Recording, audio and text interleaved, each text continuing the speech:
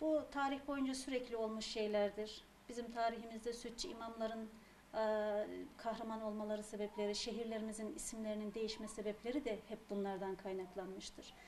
İnsanlık tarihinin başlangıcından beri İslam'a saldırı çeşitli yollarla, örtüye saldırıdır, Müslümanların yapmış olduğu diğer ibadetlere saldırıdır, mescitlerine saldırıdır, kutsallarına saldırıdır. Hep tarihte olan şeylerdir. Şimdi biz onların yeni bir versiyonunu daha gördük. Silopi'deki Müslüman kardeşlerimize, çarşaflı kardeşlerimize onun genelinde, Türkiye'de değil, bütün dünyadaki İslami değerleri taşıyan, Müslüman olan, tesettürlü olan kardeşlerimize bir saldırıdır.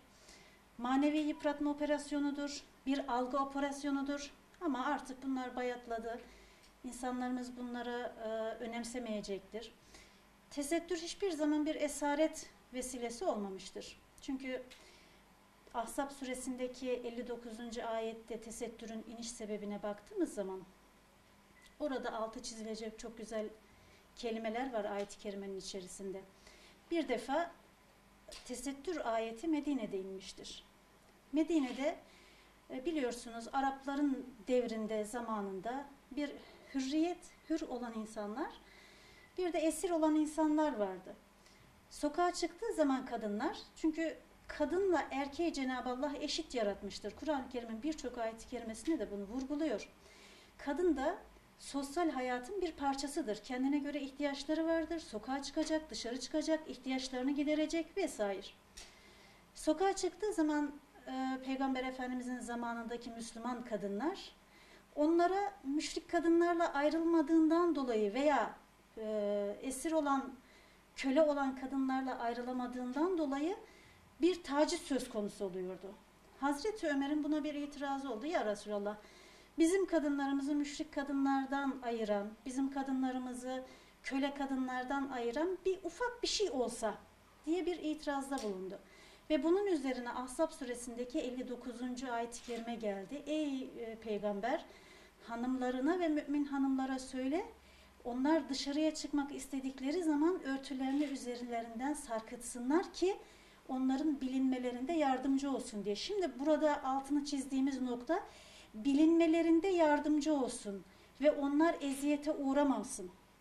Yani demek ki Müslüman kadın müşrik kadından ayrılacak, hür kadın, özgür kadın, esir kadından, köle kadından ayrılacak. Asıl tesettürün amacı budur. Ama şimdi insanlara lanse edilen, yok örtü özgürlüğü kısıtlarmış, yok kocasının esiriymiş, böyle bir şey yok. Kur'an-ı Kerim'in birçok ayet-i kerimesinde biz erkekle kadının birbirinin tamamlayıcısı olarak yarattık. Aralarındaki tek fark, İnne ekremeküm indallahi etkâküm, Hucurat suresinde geçen, Allah'tan en çok kim korkuyorsa en şerefliniz, Allah için en çok değerli olanınız odur buyuruyor.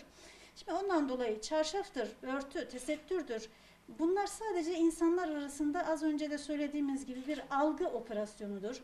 İnsanlara yanlış anlatmaktır. İnşallah bunları Müslümanlar sağduyularıyla, bilinçleriyle, tesettürlerine daha çok sarılmalarıyla, sahip çıkmalarıyla aşacaklardır.